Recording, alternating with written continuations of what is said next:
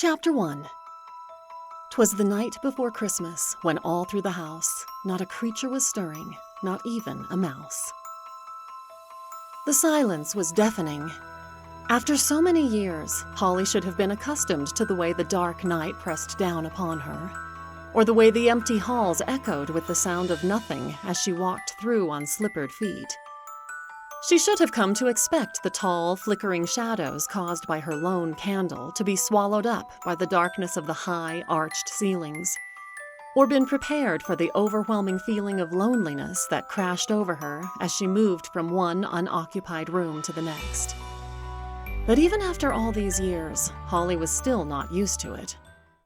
First things first, her voice tried valiantly to overpower the oppressive silence of the night. I need to find food, and then I should make sure that the windows are open for what and why. I wonder if Who has a letter for me today. Holly glided along the worn track on the floor, her feet moving as lightly as if she were a spirit of the air.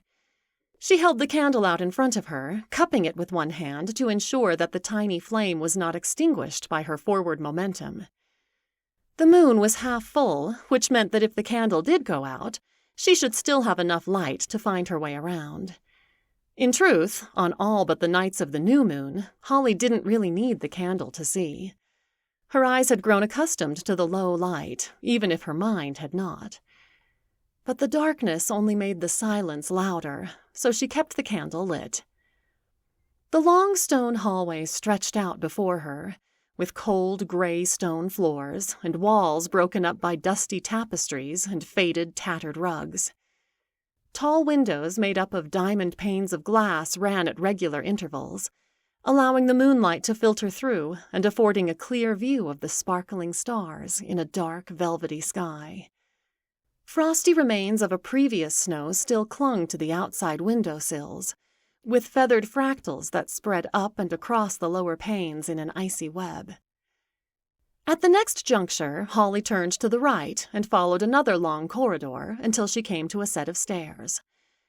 The narrow, circular staircase was nearly identical to the one on the other side of the castle that led to her room, with uneven steps and no railing, a final means of defense if enemies were to ever breach the walls. After so many years, Holly knew the stairs by heart, and she floated down just as easily as she had walked the level floor of the hall. A few minutes later, she walked into the large, empty kitchen. Using the soft circle of her candlelight, she maneuvered her way around the shadowy boxes of counters and work tables, until she came to the dark, open doorway of the larder. She bypassed the empty barrels and crates and went straight to a set of shelves along the side, where a collection of potatoes stood arranged in neat rows. "Tubers it is," Holly announced, examining the row of reddish-brown globes. "Unless What has found something else. Ha! Tuber." She switched to a low, gruff tone. "Shall we take Tuber, 3 of them, Your Highness? Get it? Like 2 or 3? She tapped a finger against her chin and tilted her head towards the ceiling, considering. Her voice returned to normal. "I think 2 will be plenty. I doubt the Parliament will want potatoes, and it would be a pity to let any go to waste."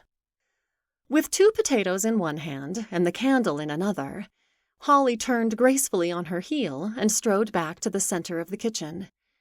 As if on cue, a rattling tapping sound came from one of the windows. She set her dinner down on the large table and crossed to the window, sliding it open with only a little difficulty.